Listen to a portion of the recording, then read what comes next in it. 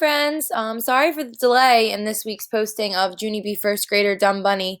Things were kind of crazy getting your packets together for the next 2 weeks, but hopefully I could post a chapter tonight and hopefully another chapter tomorrow so we can get finished with our Junie B. First Grader book, and then maybe we'll start a new book online.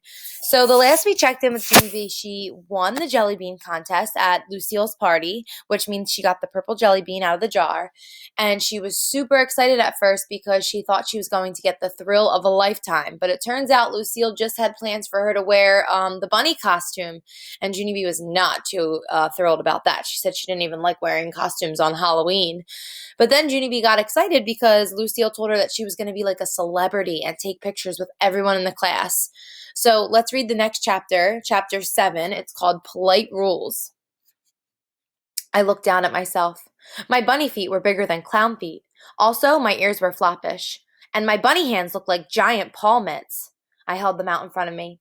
I could take a pie out of the oven with these things, I said.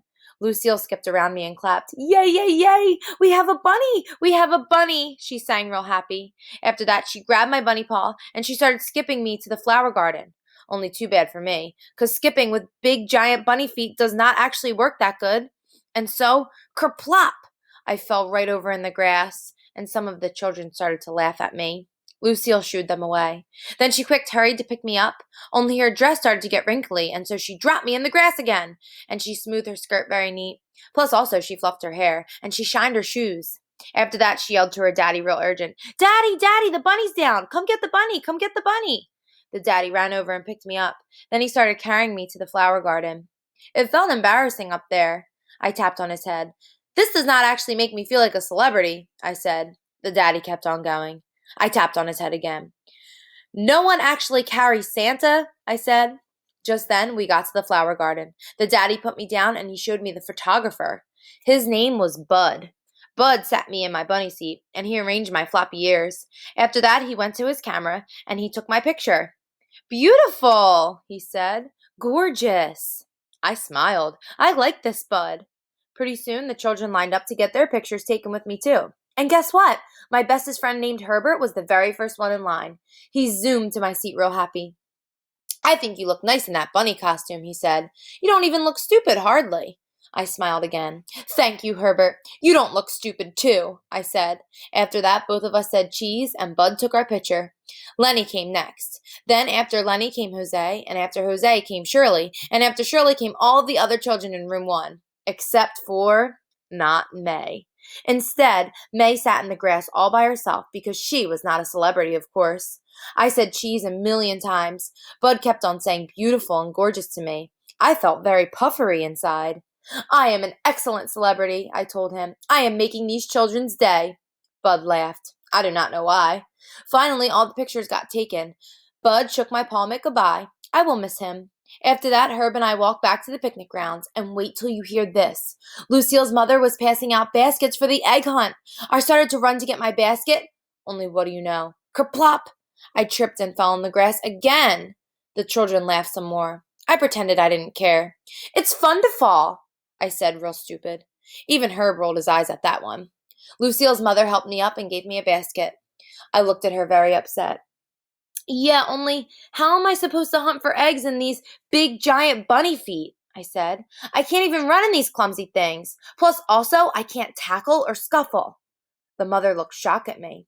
Tackle? She said. Scuffle? Oh my, no. This is going to be a polite egg hunt, Junie B. There will be no running or tackling or scuffing. We are all going to behave like little ladies and gentlemen. Just then, there was a loud commotion behind me. I turned around. May was pointing and yelling at Sheldon and Lucille. Stop whispering secrets, Lucille, she shouted. You're telling Sheldon where the golden egg is. I know you are. I'm telling your daddy. I'm telling your daddy. The daddy rushed over there and separated those guys. This bickering has got to stop, he said. If you three can't behave yourselves, you won't be hunting for eggs at all. I smiled at that comment. That would be a nice development, I thought. After he finished scolding them, Lucille's daddy blew a whistle and he told us to line up at the starting line. Everyone zoomed past me. I lifted my feet and stepped real careful on account of I couldn't run in the bunny feet. Then finally I got there, and the daddy started telling us the egg hunt rules. Rule number 1, he said, no running. Rule number 2, No pushing, pulling, or grabbing. Rule number 3, no trampling the flowers and plants. And finally, rule number 4, do not go anywhere that is roped off. He looked up and down the line at us. Does everyone understand the rules? He asked. I thought for a minute. Then I raised my hand. Also, there is no tackling or scuffling, correct? I said, because I have already been told that information. The daddy looked out at me. Well, of course there's no tackling or scuffling, Junie B, he said. That goes without saying. I thought some more. Then I pointed at my giant bunny feet.